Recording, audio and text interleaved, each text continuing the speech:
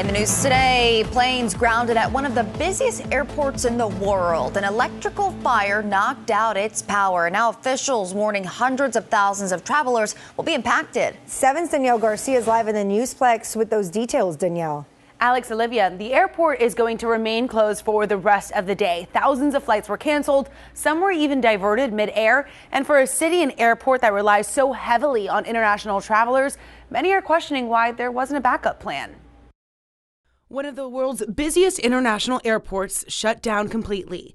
Roads in and out of Heathrow in London closed off because of this, a fire raging nearby about 2 miles away. Flames shooting from an electrical substation late Thursday night, knocking out power and forcing evacuations of the airport and several nearby homes. Neighborhoods were cordoned off as firefighters fought to put out the flames. And inside the airport, lights out.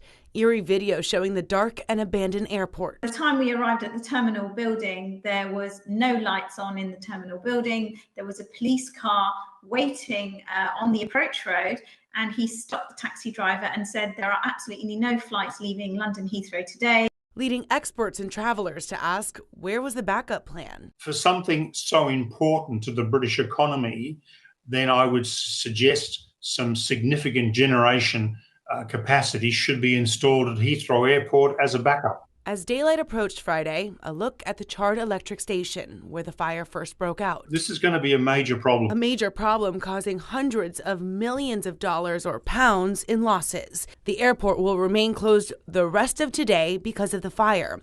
Thousands of flights affected, with many diverting to other airports. It's one of the biggest international airports in the world, and it's a crossroad. And so we've got literally hundreds of flights coming in from the United States and from Southeast Asia, the Middle East. Creating a logistics nightmare that could impact flights worldwide. Not only have they got the plane in the wrong place, they've got their crews in the wrong place. Some already en route from the U.S. had to be turned around. Others about to take off, like this flight out of Boston, spent 3 hours on the tarmac waiting to take off, only to be told to deboard. Unfortunately, we do apologize. And thank you all for your patience. There's going to be a knock-on effect that's going to last a couple of weeks from this. And it's estimated that upwards of 145,000 passengers could be impacted, meaning it could be weeks before airlines clear all of that backlog. The cause of the fire is still under investigation. In the Newsplex this morning, I'm Danielle Garcia, today in Florida.